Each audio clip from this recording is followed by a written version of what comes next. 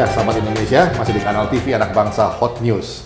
Baru-baru ini Sekretaris Umum FPI Munarman mengklaim bahwa FPI dikunjungi oleh staf kedutaan besar dari Jerman yang kabarnya menyampaikan duka cita terhadap 6 orang yang meninggal dari FPI.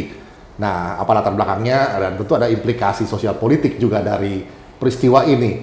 Bersama saya sudah ada Rudi S. Kamri dari Lembaga Kajian Anak Bangsa. Mas Rudi, ada klaim dari Munarman bahwa ia dikunjungi oleh staf kedutaan besar Jerman katanya. Ya, yang pertama harus kita berikan suatu statement yang kuat bahwa ini masih klaim sepihak. Ya. Klaim sepihak dari pihak Munarman atau FPI, ya, karena belum ada konfirmasi dari pihak kedutaan besar Jerman, gitu ya. Dan ini pun kalau benar yang datang itu adalah staf kedubes, juga belum tahu ini staf kedubes atas nama secara official dari kedutaan besar Jerman di Indonesia atau bagaimana, ini masih simpang siur. Nah, kalau menurut saya Mas Andi, kita bicara tentang andai atau kalau.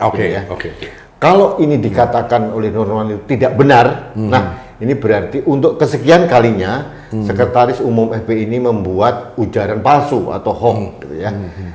Ini bisa, kalau menurut saya bisa dipidanakan, menurut saya, karena ini menyangkut ke kebohongan publik. Oke. Tapi kalau benar yang dikatakan oleh Munarman bahwa memang ada staf kedubes Jerman mewakili pemerintah Jerman mendukung FPI, dalam artinya memberikan bela sungkawa terhadap meninggalnya 6 laskar FPI. Nah, ini menjadi permasalahan yang sangat pelik kedua negara. Nah, ini sangat tidak elok dalam hubungan kedua negara, ya, yang selama ini antara Presiden Jokowi sama Angela Merkel kan cukup cukup akrab, gitu ya. Ini akan menjadi batu sandungan yang berat dan ini ada konsekuensi yang sangat besar. Dan saya yakin pemerintah Indonesia akan bereaksi dengan tegas. Karena apa?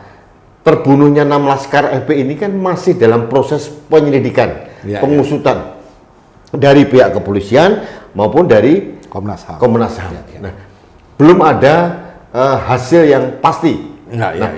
Kalau benar ini Mas, yang dikatakan dengan Munarman bahwa kedutaan besar Jerman itu seolah-olah dalam mendukung FPI dalam kasus meninggalnya 6 laskar ini ada implikasi politis dalam hubungan diplomasi yang sangat serius menurut saya. Ya, jadi ini kan menyangkut masalah intervensi dalam tata hubungan kedua negara.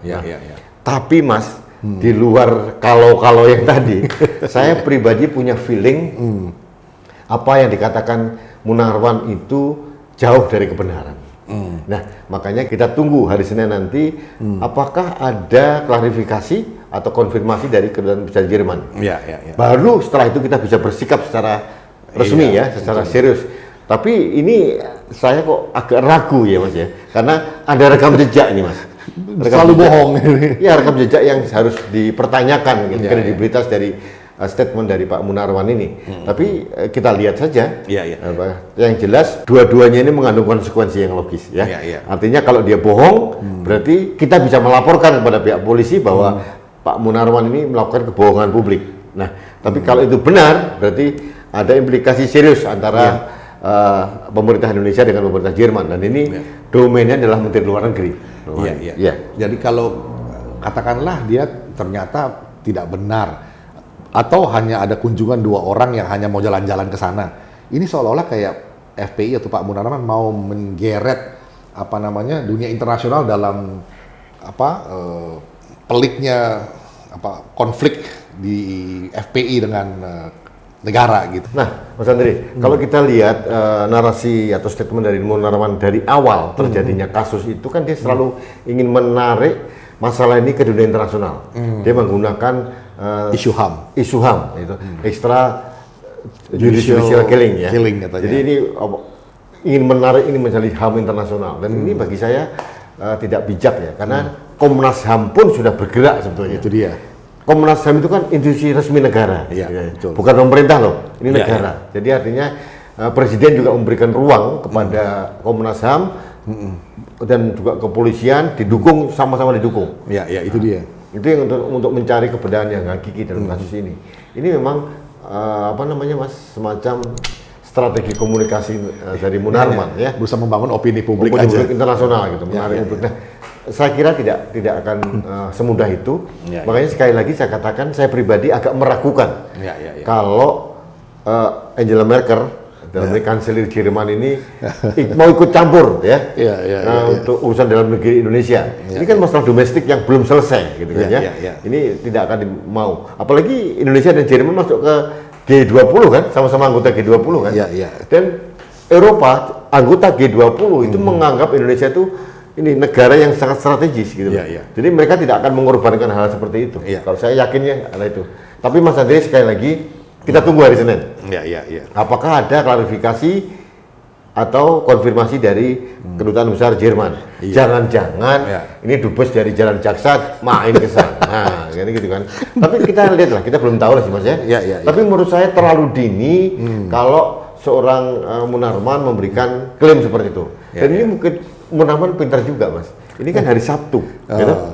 Sabtu dan otomatis kalau wartawan mau minta apa namanya konfirmasi kepada Kedutaan Besar udah tutup pasti. Udah tutup ya. Silakan menghubungi hari Senin. Itu udah pantun resmi dari kantor-kantor perwakilan negara asing di Indonesia.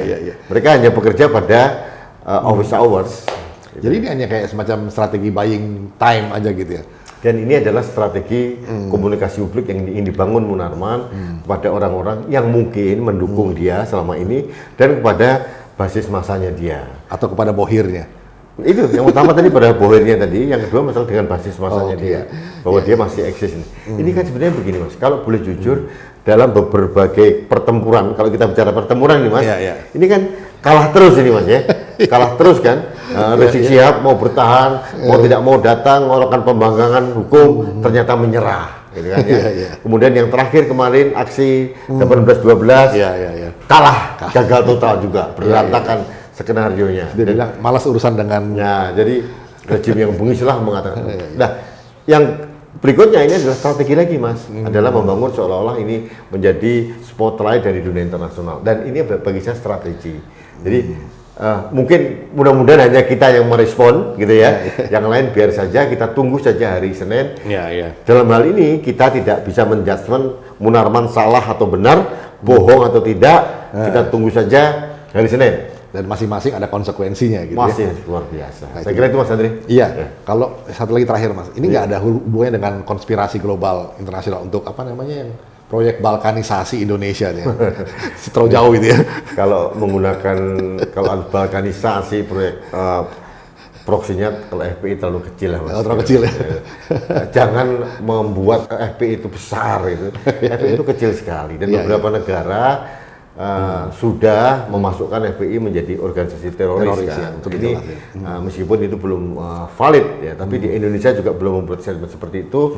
Tadi beberapa negara sudah mengeluarkan statement itu. Nah, kalau dengan korelasi seperti ini, pertanyaan saya, apa yang mungkin gitu ya, Jerman mendukung gitu kan. Nah, itu dia. Ini kan bumerang gitu kan. Bumerang. Tapi kita tunggu saja Mas Andri. Seperti apa. Sahabat Indonesia. Jadi kita tunggu hari Senin bagaimana pernyataan resmi dari Kedutaan Besar Jerman. Dan masing-masing ada konsekuensinya. Kalau Munarman bohong, ada konsekuensinya. Kalau Kedutaan Besar Jerman betul mengunjungi secara resmi, juga ada konsekuensinya. Demikian sahabat Indonesia. Kita jumpa satu lagi. Kepada teman-teman yang umat Kristiani, selamat beribadah hari Minggu. Ya, ini hari Minggu harusnya ceria. Kita ngomongin masalah Munarman lagi dan FPI lagi. Oke. Kita jumpa lagi di Hot News berikutnya. Indonesia aman.